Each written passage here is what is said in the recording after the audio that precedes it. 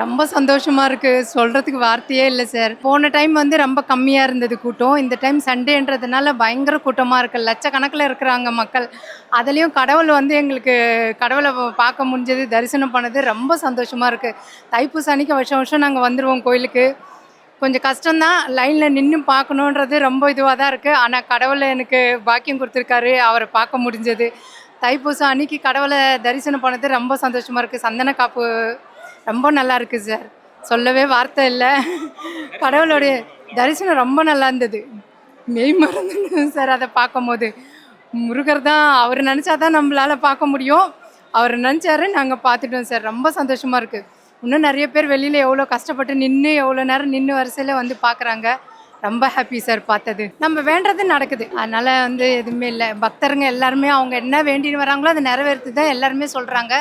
So அவர் வேண்டது எல்லாமே நடக்குது. நானும் அதே மாரி வேண்டியிருக்கேன். வேண்டியது முருகர் குடுத்துருக்கிறாரு.